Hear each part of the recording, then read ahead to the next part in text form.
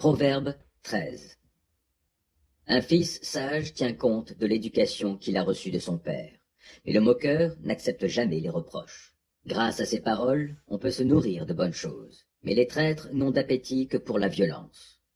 Qui veille sur ses paroles préserve sa vie, mais celui qui ouvre grand la bouche court à sa ruine. Le paresseux éprouve des désirs, mais n'arrive à rien, alors que les aspirations des gens actifs seront comblées. Le juste déteste les mensonges, mais le méchant répand la honte et la confusion.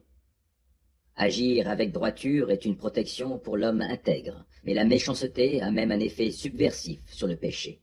Tel joue au riche et n'a rien du tout. Tel autre fait le pauvre et possède de grands biens.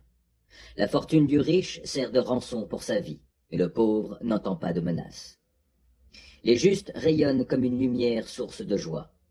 La lampe des méchants est sur le point de s'éteindre.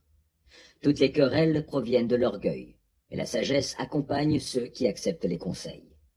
Une richesse acquise par des moyens douteux se dissipe. Amassée peu à peu, elle se multiplie. Un espoir différé rend le cœur malade. Un désir exaucé est comme un arbre de vie.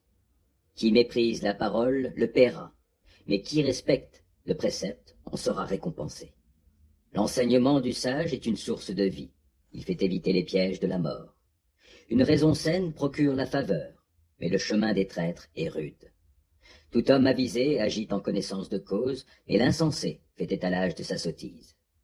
Un messager infidèle tombera dans le malheur, mais un envoyé fidèle apporte la guérison.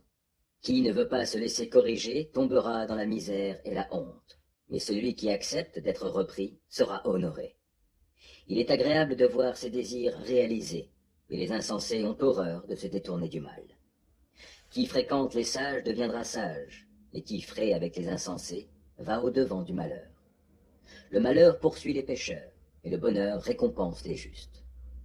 Ce que l'homme de bien laisse derrière lui passe aux enfants de ses enfants, mais la fortune du pécheur est mise en réserve pour le juste.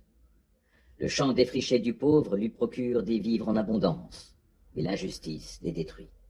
Qui refuse de châtier son fils ne l'aime pas. Qui l'aime le corrigera de bonne heure. Le juste mange et il est rassasié, et les méchants sont affamés.